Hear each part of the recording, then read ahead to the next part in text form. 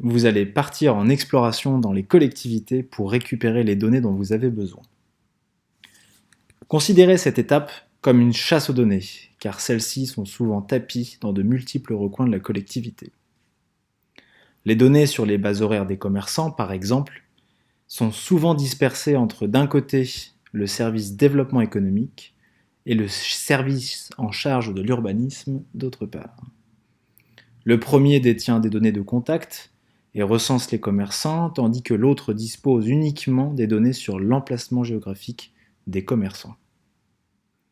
Dans ce cadre, le but de cette étape est pour vous d'attraper ces jeux de données et de les rassembler dans un seul et même espace de stockage, une banque de données.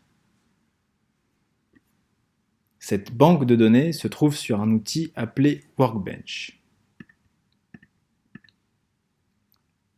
Vous la voyez maintenant apparaître à l'écran. Donc cette banque est hébergée par cette solution open source qui a été créée à l'origine pour permettre aux data journalistes américains de centraliser le fruit de leur investigation.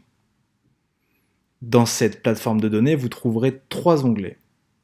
Le premier, qui veut dire recettes, le deuxième, qui veut dire donc partager avec moi, et le troisième, qui rassemble des workflows ou processus.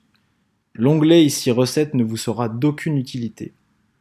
En revanche, vous trouverez dans l'onglet partager avec moi une liste de 27 éléments qui correspondent aux 27 jeux de données du catalogue.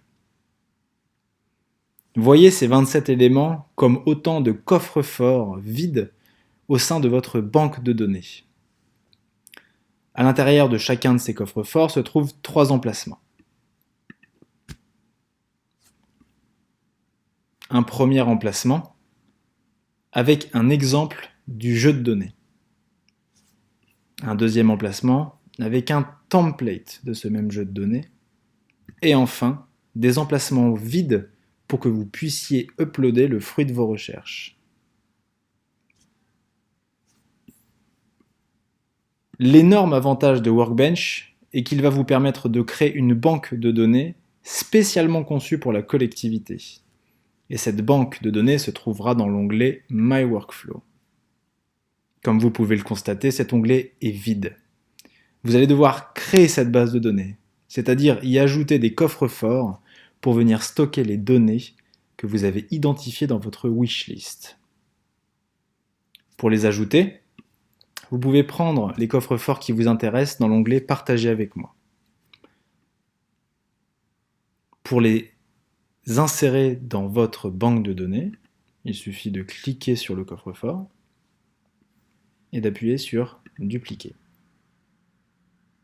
Cette action va vous permettre d'importer le coffre-fort dans votre propre banque de données, comme ceci.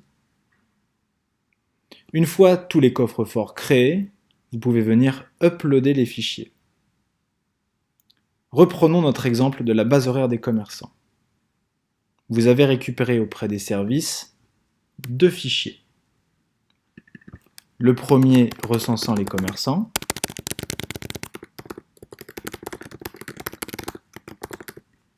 le deuxième avec l'emplacement géographique des commerçants.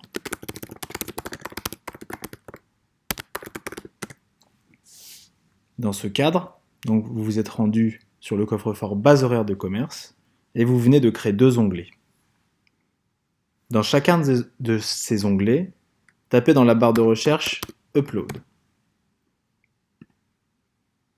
Vous pouvez maintenant glisser le fichier dans cet emplacement et voilà, les données sont dans le coffre-fort.